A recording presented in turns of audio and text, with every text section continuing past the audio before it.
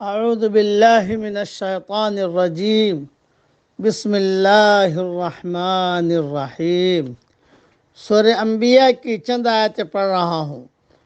وَدَاوُودَ وَسُلَيْمَانَ إِذْ يَحْكُمَانِ فِي الْحَرْثِ إِذْ نَفَشَتْ فِيهِ غَنَمُ الْقَوْمِ وَكُنَّا لِحُكْمِهِمْ شَاهِدِينَ۔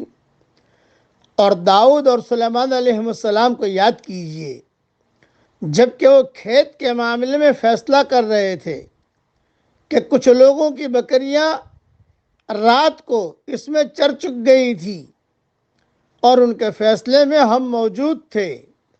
فَفَهَّمْنَاهَا سُلَيْمَانَ، ہم نے اس کا صحیح فیصلہ سلیمان علیہ السلام کو سمجھایا۔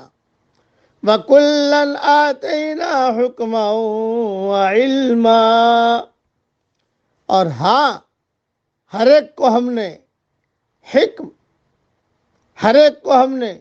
حکم اور علم دے رکھا تھا۔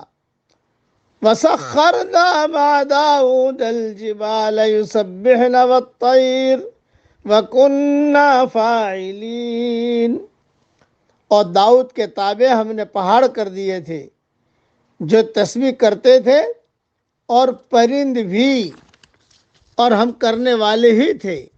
وَعَلَّمْنَاهُ صَنْعَةَ لَبُوسٍ لَكُمْ لِتُحْصِنَكُمْ مِنْ بَأْسِكُمْ، اور ہم نے اسے تمہارے لیے لباس بنانے کی کاریگری سکھائی تاکہ لڑائی کے ضرر سے تمہارا بچاؤ ہو۔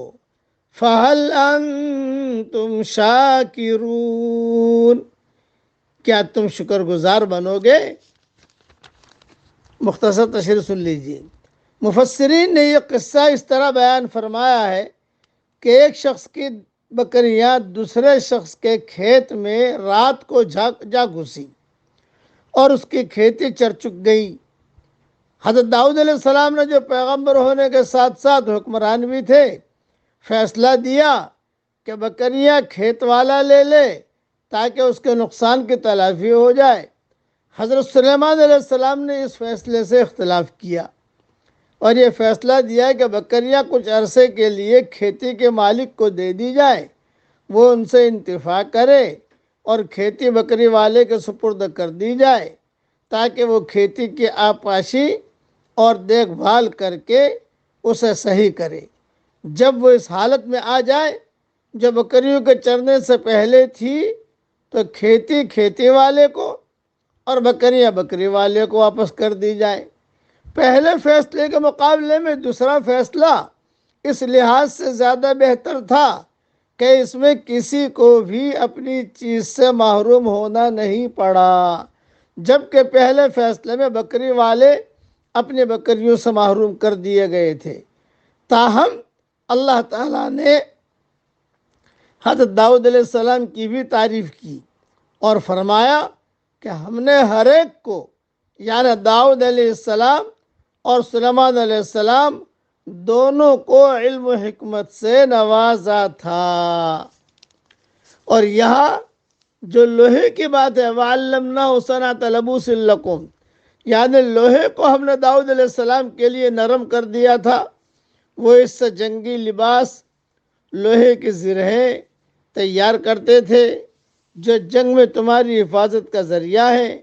حضرت قتادہ رضی اللہ تعالیٰ عنہ فرماتے ہیں کہ حضرت داؤد علیہ السلام سے پہلے بھی زرہیں بنتی تھی، لیکن وہ سادہ، بغیر کنڈوں اور بغیر حلقوں کے ہوتی تھی۔ حضرت داؤد علیہ السلام پہلے شخص ہیں جنہوں نے کنڈے دار اور حلقے والی زرہیں بنائی۔ ابن کثیر میں یہ مضمون موجود ہے۔ یہ اللہ جل جلالہ عمن والہ نے مختصر قصے بیان فرمائے ہیں۔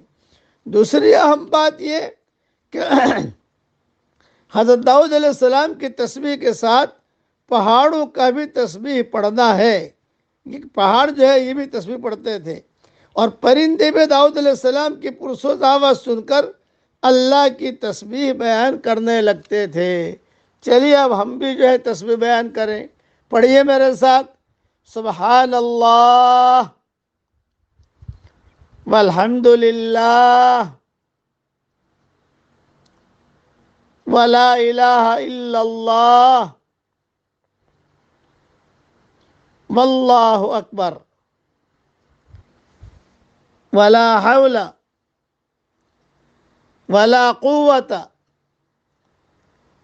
الا باللہ العلی العظیم۔ اللہ تعالی ہم سب کو وہ کام کرنے کی توفیق عطا فرمائے جس کام سے اللہ راضی ہو جائے، اور جس کام سے اللہ ناراض ہوتا ہو اس سے ہم سب کو بچنے کی توفیق عطا فرمائے، آمین۔ وآخر دعوانا ان الحمد للہ رب العالمین۔